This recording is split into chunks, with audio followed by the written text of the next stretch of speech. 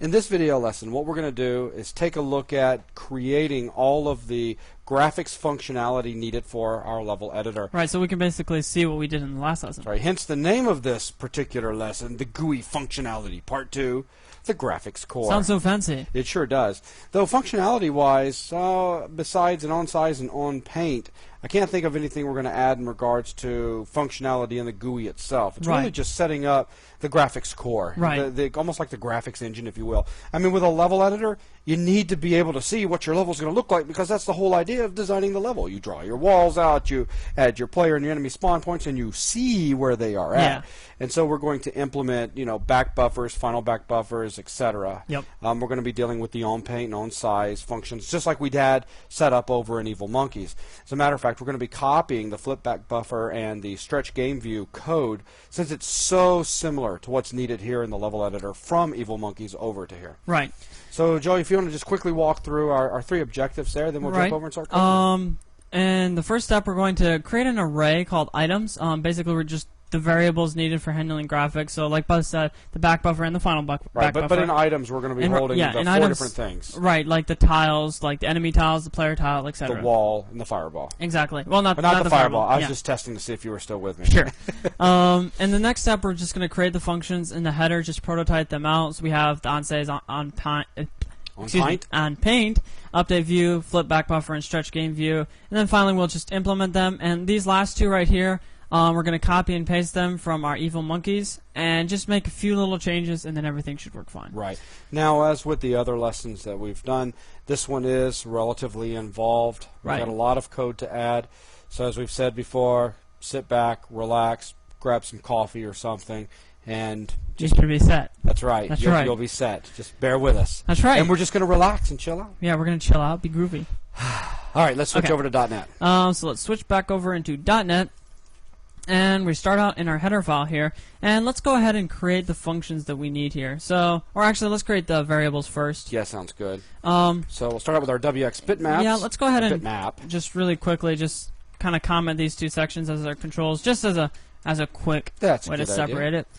And right here, what we're going to do is create our WX bitmap for our items, which is going to be an array. That's right, which can hold 4 things. Yep, it's going to hold 4 items. And we're also going to create, of course, the back buffer, so a pointer to the back buffer. So another, of course, WX bitmap, and yet another one for the final back buffer. Well, final back buffer. Okay. Well, that was easy. That was the first step. Yep, the first step is now completed.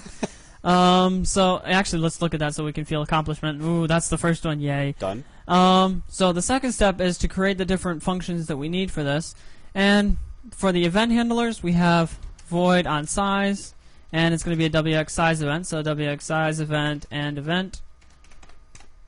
And then, of course, we have our OnPaint event. That's going to be a paint event. Cool. So simple as that. And we also need to create our prototypes for our update view, flip back buffer, and stretch game view. So in the private section here, let's go ahead and say void update view. And we have our void flip back buffer. And the void stretch game view. Right. Void.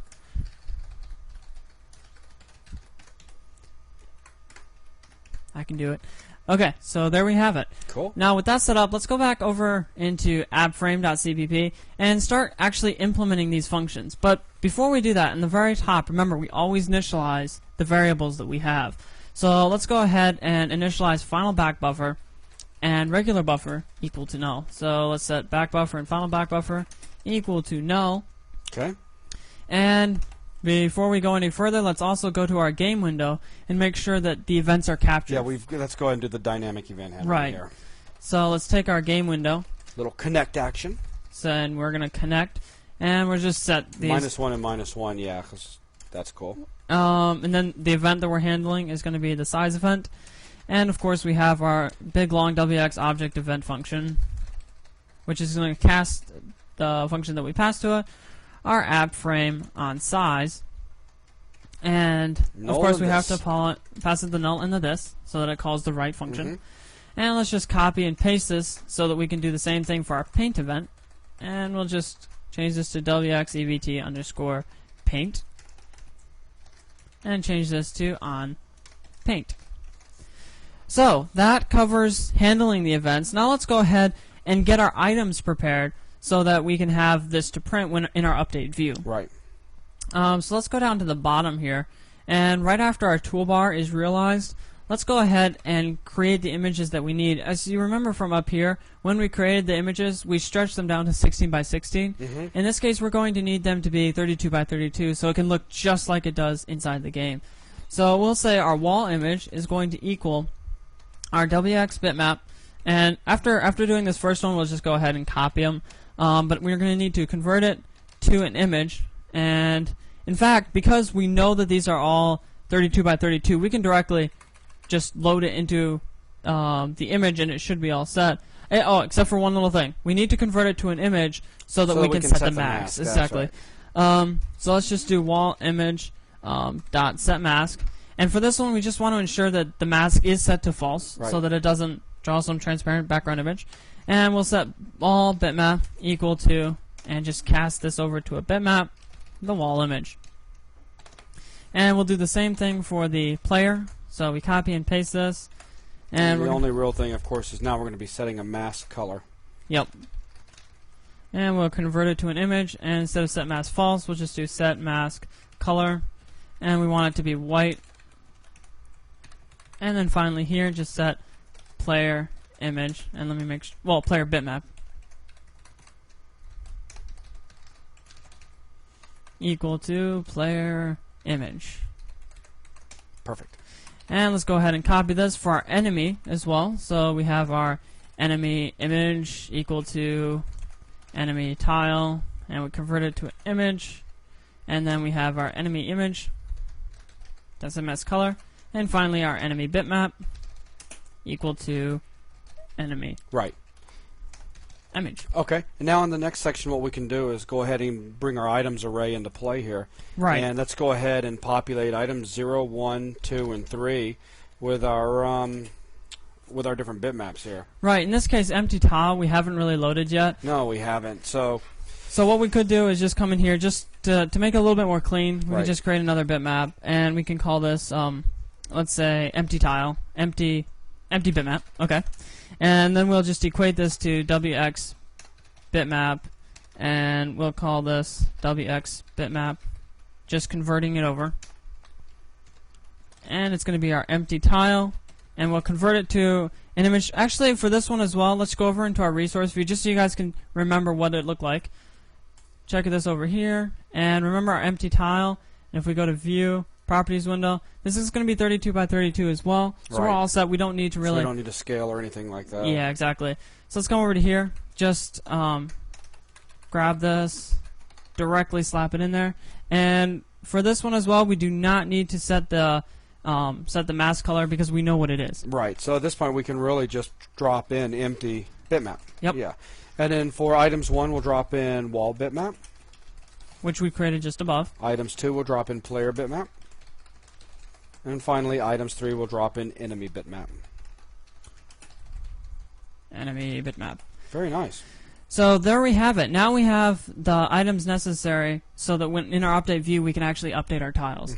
So let's go ahead and create the let's see, just real quick, let's switch back over into context so we can get a focus of what we want to do here.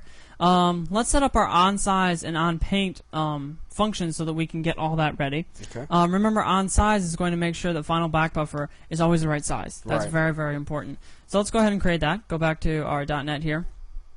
And let's switch down to a place that seems logical to put our OnSize event. So let's put it right here under void app frame OnSize. We'll start out by, of course, doing an event.skip.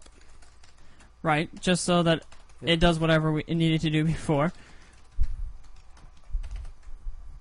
And so it calls the default function. Right, now we'll go ahead and check to see if there's a final back buffer, and if there is, we'll go ahead and delete that one out. Yep. Okay, now we need to get a client area, a size basically. So WX size, client area equals game window, get client size. And now we can go ahead and create the new final back buffer. That's right. So let's just create it. So we have our final back buffer. It's going to equal a new WX bitmap, and it's going to equal the client area dot get width. and the client area.getHeight. And we're not really going into depth in regards to explaining stuff at the moment because, I mean, we just did this. Yeah. I mean, we did exactly the same thing. Over in Evil Monkeys. Yeah, so there's not really much point in explaining it all over again. It's the exact same thing. So if a back buffer does not exist at this time, let's see. We're going to go ahead and just draw a rectangle around this area. So, does that make sense? Sure. So we're going to, if the back buffer does not exist, go ahead and just draw onto the screen. So create a DC of our screen DC. So grab the DC of our game window. And since we already have the client area, let's just go ahead and do a screen DC.clear. And do a screen DC.draw rectangle. And from 0, 0 to client area.getWidth and getHeight. So client area.getWidth. Let me just copy this up here, just to kind of save a little bit of time, or at least give my fingers a chance to kind of rest for a second. Yeah. Otherwise, if it does exist, we're going to simply stretch the game view and flip the back buffer. So stretch game view and flip the back buffer. And we'll get to those in just a minute. Right. And real quick, let's go ahead and implement the OnPaint function, which is really, really simple. We just do our void appFrame. Actually, the hardest part is just declaring this part right here, which is a nice thing. So we have our paint event, and we have a reference to it. And this is going to be, remember, we have to use a paint DC for an OnPaint function. Grab the this, which in this case, since the game window is capturing it, this is going to be the game window, so that's all good. We don't need to prepare the DC, and just stretch the game view, and that's all there is to it, just like we did back in Evil Monkeys. So flip the back buffer, and we're done. Cool. So now we have the two major functions. If we come back into context, you'll notice that these two have been created. We have update view and these two functions to do. So let's go ahead and first do the update view, and then we'll go ahead and copy and paste those other two guys in here. Okay, that sounds good. So let's go back into .NET, and right here, let's do a void, void. Do our appFrame, and this is going to be our update view. And let's first make sure that the back buffer does indeed exist. If it doesn't, then we're just going to return so that we don't continue the function, have something go terribly wrong. Right. And then let's create our back buffer DC. So let's do a WX memory DC for our back buffer so we can actually start drawing to the back buffer. And we're going to select the back buffer. So let's go ahead and say back buffer DC dot select object. And remember, the back buffer is where we're going to draw everything. The final back buffer simply has the stretched version of the back buffer. And then we're just going to clear. First, we're going to set the background. Yeah, we're going to go ahead and set it to the color black. And we're just going to do a WX black brush. And just let's copy this so we don't have to type. Whoa, no. Dot clear. And then let's go ahead and create the actual lines inside of our for our grid. Okay. So the first thing we're going to do is set the pen to a light gray. Remember, in our grid was light gray. Right. So let's go ahead and do our back buffer dot set pen, and it's going to have a pen color. We're just going to create another WX pen because remember, set pen is looking for pointer to a pen object, and it's going to be of color 128, 128, 128, which is a light gray. Right. So with that set, all we need to do is draw lines all over this thing. So we're going to draw lines all the way down the x-axis and the y-axis. So we're going to have two loops here, one that draws the vertical lines and one that draws the horizontal lines. So int x equals 0, and while x is less than the current level, because remember, current level holds the current level. Yeah, I was going to say that's the current real level. Right, and it holds the width and height of our level.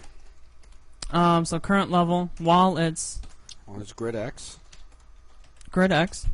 and then we just plus. Yeah. And all we're going to do here is say back buffer DC dot draw line, and basically we're going to draw.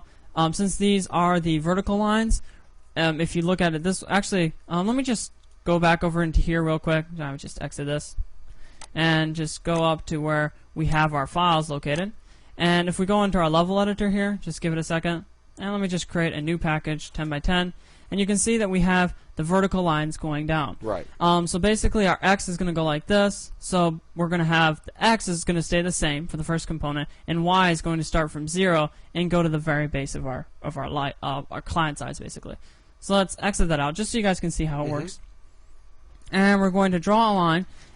So we're going to create a point. So x is going to be x multiplied by grid underscore size plus 1. And if you think I need to explain more, just say so.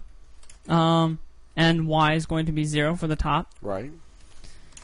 So that's the first point. The second point is going to be at the exact same x location, Right. and y is going to be moved down to the bottom. All the way down to how far it goes. Right. And this is going to go all the way down to, remember, we have our current level, which stores how high our level is. In grid y. And again, we're going to multiply by our grid underscore size plus 1. Okay, so let me just kind of overview. Did we define a grid size yet in this? Actually, you're right. We do need to go to the top, and I do not think we defined our grid size. Did either. So let's just go and define our grid size as 32, of course. Yeah, just to be safe. Right. Well, not just to be safe, because we have to. And it's kind of important. So let's go back to where we were, our update view here. And you'll notice that the x is simply the current grid that we're on, and it's the same for both points. The first point is going to start out at 0 for y, and the last one's just going to go to the very bottom. Right. So there's your line from top to bottom.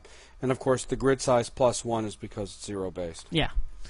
So let's just copy this entire thing, because we're going to be doing a fairly similar thing for the horizontal lines.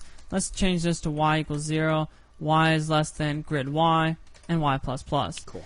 Now, instead of having this one as grid x times grid x or whatever, the first one's going to start out at 0, because these are horizontal lines. That's right.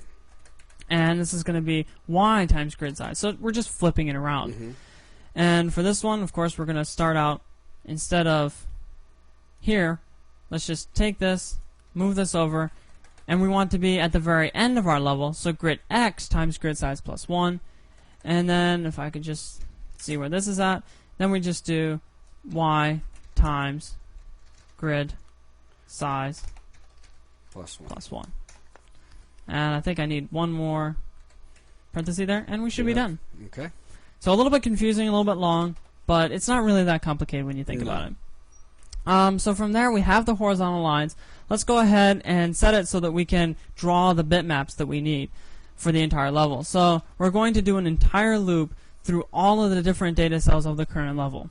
So we say int x equals 0, x is less than, and this is much the same as when we drew the level for our evil monkey. So there's a lot of similarities to these two. So the inside loop is going to say y equals 0, y is less than current level, grid underscore y, y plus plus. And then what we're going to do is kind of just set this up here. So let's do, we want to make sure that each of the grid items, because remember, let me just kind of recap a little bit before I say all this. We have our item, we have our grid cell, right? So we want to get the data value that is in the grid cell xy, right? Right. So let's declare a local integer item, and we're going to equate that to the current level's grid at x and y. So this holds an index, basically, into our items array. Right. And we want to draw the bitmap at that element of the bitmap. So let's make sure that whatever item is in there is greater than or equal to 0 and less than or equal to 3. So that we make sure we don't draw some random variable. Well, that's all we have that's being populated inside our we only have items array. We only have 4 elements, so we don't want to exceed that. So let's just do a back buffer dc.draw bitmap. And first thing I'm going to do is draw the background. This is basically used because we want to make sure we clear the background first with our background tile and then draw onto it. Yeah. Just in case we have, say, like the player tile that has a mask on it and we don't want the background to be black. Right. We're going to be able to see the floor behind the character. That's right. So this is going to be x times grid underscore size, just setting the location, and we're going to have plus 1 for this guy. And exactly the same for this one. Y times grid underscore size plus 1.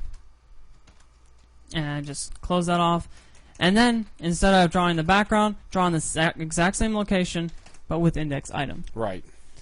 So, also we need to make sure that we include the mask as well, because we don't want to forget that. That's right. So with that, And did we put the mask on both or just one? we'll just do that for the one, because the background won't have a mask. Yeah. So of course now we need to just kind of remove the back buffer from being associated with the DC. So we don't have any problems. Memory leaks. Memory leaks are bad. Yes. Although there are very cool plugins to help you prevent them. Then we can simply stretch the game view and flip the back buffer. Woo! Yay. Oh, flip game view. Flip back buffer. Yeah, and take a look at, there we go. So, very close here. Now we just need to, create the flip back buffer function and the stretch game view. And like I said, we're going to actually use our game view. We're going to use pretty much the same code for our flip back buffer and for our stretch game view from the Evil Monkeys game that we've written previously. Thank you. You're welcome, sir. Now let's basically load that item in here. So if I just go up here, I have the Evil Monkeys code here as well. So let me just load up appframe.cpp from Evil Monkeys, just so I can look at the old code. Okay. So let's just scroll down to where we created these two. As you can see, we have our stretch game view right here, which does all of that. And we also have our flip back buffer. So let's just take all of this code, copy it, go over to our new appframe.cpp, right, and just paste it down here. So paste this in here. Now let's make sure that there aren't any major changes that we need to make. So in flip back buffer, just as a quick recap, we get the client area. We set the client DC to game window, we blit it onto the location, and then make sure we clear it, so everything is fine. Cool. Now, if we go back up to our stretch game view, everything should be almost exactly the same. We get the client area, we create the stretch size, but there's only one thing that's going to change for every single one of these. Instead of level now, we have current level. Right. So let's change all of these to current level. In fact, there's an easier way we can do this. If we just press Control F for a find, we also have a replace functionality. So we can just say replace all of level with an arrow to all of current level with an arrow. So if we just come up to here and make sure we match whole word. So it replaces this, replace that, replace that. So, and then we're done. Cool. So otherwise, everything should be pretty much right. So let's go ahead and compile this and see the mass quantity of errors that Buzz missed. Well, just because you said that, now we got this tremendously long list. Yes, of course. And I put VO'd again because VO'd is my friend.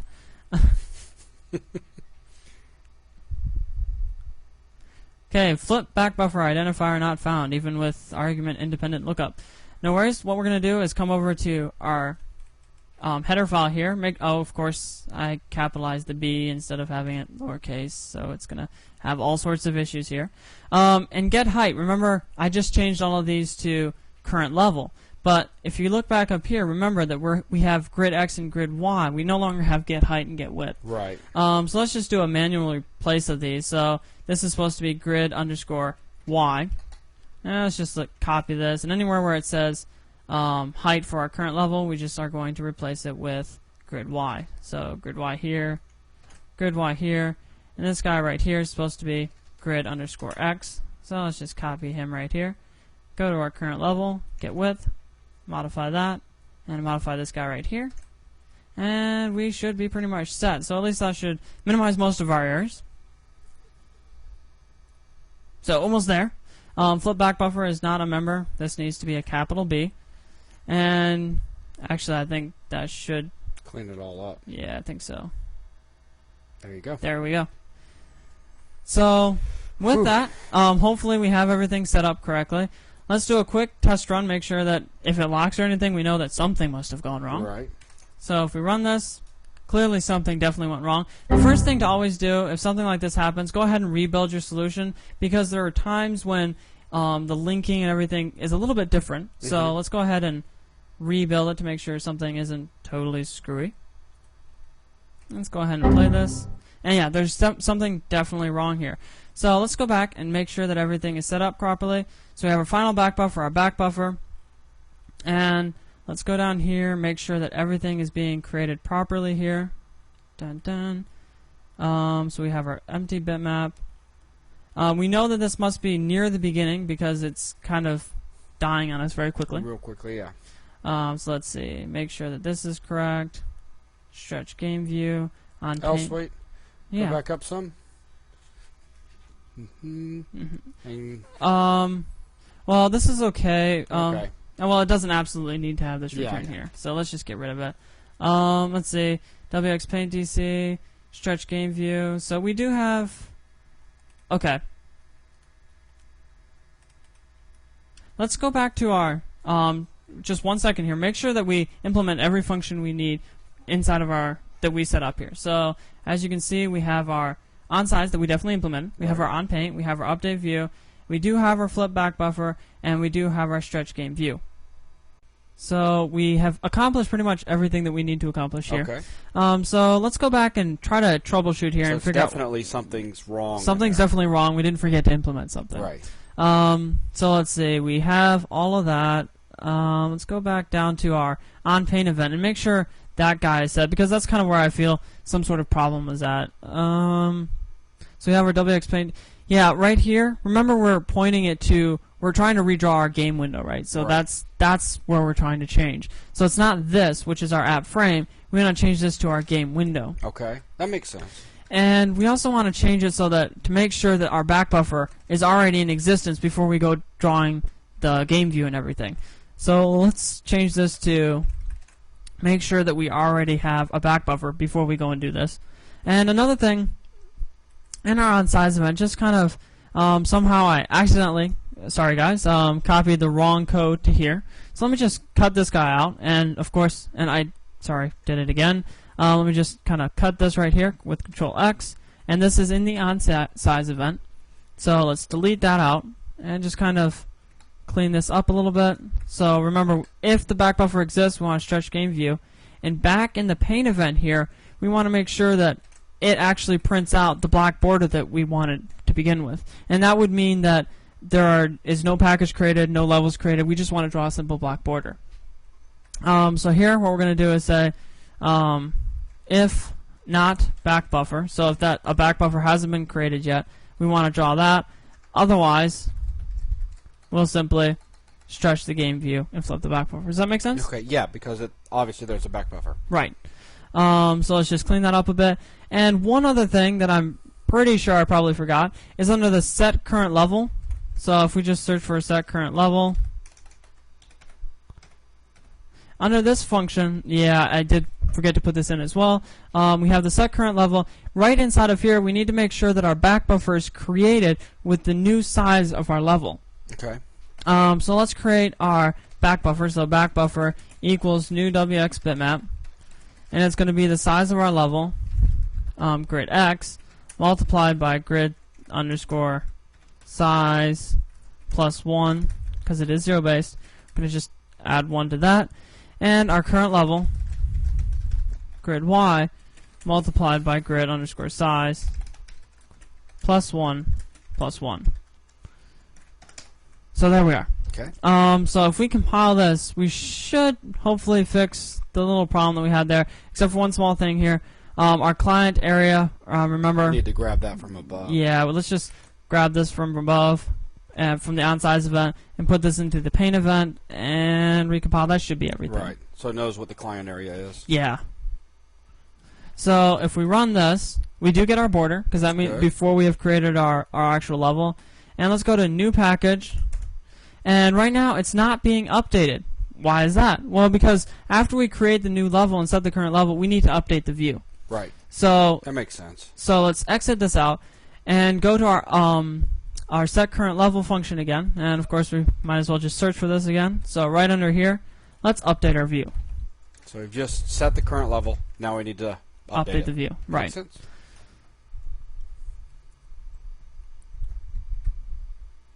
So if we create a new package, it sets the level, and that's almost everything except our horizontal lines are being kind of look a little funky. Funny, yeah. Yeah. So let's exit this out, and go to where we draw, which would be the update view.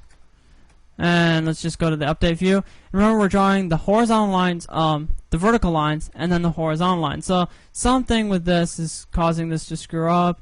Well, let's see. Right here, we do need a +1. So we'll see what that does. Just one. Okay. And we'll just create a new package here. That wasn't exactly what we're looking for. So let's see. It starts at 0, 0, from 0 and y times grid size +1. That seems right. And then it's going to go across to grid size times grid size +1 +1. That's right. And let's see here. Trying to think if there's anything else that we failed to do. And I'm not seeing it. Let's go ahead and just introduce a little bit of debugging like we did in the previous lesson. And when we get to here, our y is going to be equal to 0. And we want to print grid size +1. So this entire thing should equal grid size +1 times 0 should equal 0. And this same thing for over here. And this should go all the way across. Oh, I do think I see what's going on here. Let me stop the debugging. I think I had a bit of inspiration here, if you will. Let me just exit, delete that, cut it, and paste it on the bottom here so that this guy right here isn't drawing over it. So let me just item 0. Right, because that is sort of overlapping our grid. So if we run this, bingo, and then that fixes it. That does it. So now we have almost everything we need. Yeah, re-show them why you cut and move that, cut and paste that. So you move the. All right, so let me just exit this lines. Out. Right, so before I put the line code right above our draw bitmap here. Well, we were drawing out item 0 and then your other items. Right, and then I did that before. Now I removed it and put the line drawing code right below so your that. Horizontal lines were being drawn over. Yeah, makes sense. Yes. So if we just look back in context again, just to kind of put things back into focus, we've created all these functions, and now that is the graphical element. Now what we need to do is pretty much add the elements where we can paint the elements in, the wall, the enemies, and the player start. Right, and we're going to do that in the next lesson. Yep. And with that, that's going to wrap up this lesson. Thank you very much.